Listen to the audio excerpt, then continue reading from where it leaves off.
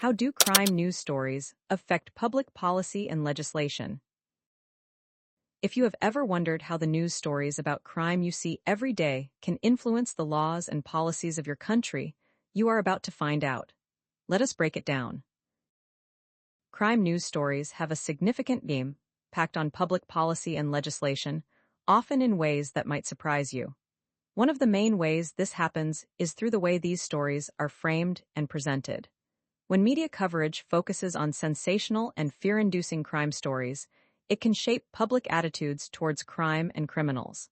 This can lead people to support more punitive policies, such as harsher punishments and increased policing, rather than more nuanced and evidence-based solutions.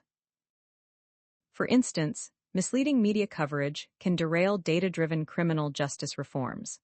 A classic example is the bail reform in New York. Despite the fact that data showed only a small percentage of people released under bail reform were involved in subsequent crimes, sensationalized stories about a few cases led to a significant backlash. This public backlash, fueled by media coverage, resulted in rollbacks to the reforms, increasing the number of charges eligible for bail and pretrial jailing. Public opinion, heavily influenced by media narratives, plays a crucial role in shaping policy. When crime stories dominate the news, they can create a perception that crime is a more pressing issue than it actually is.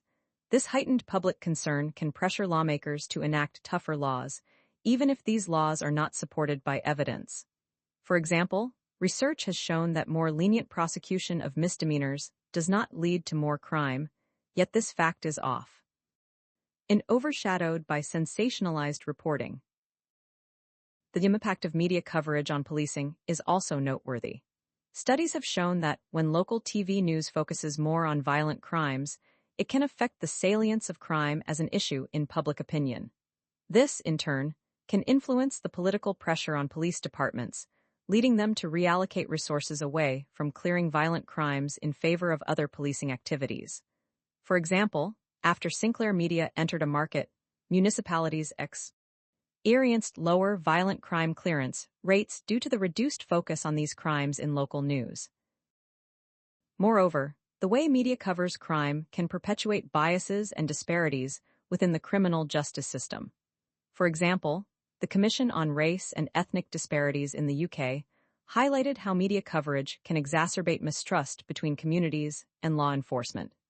The report emphasized the need for more transparent and granular data on stop and search practices to build trust and ensure fair policing practices. In summary, crime news stories have the power to shape public opinion, influence policy decisions, and affect the way law enforcement operates.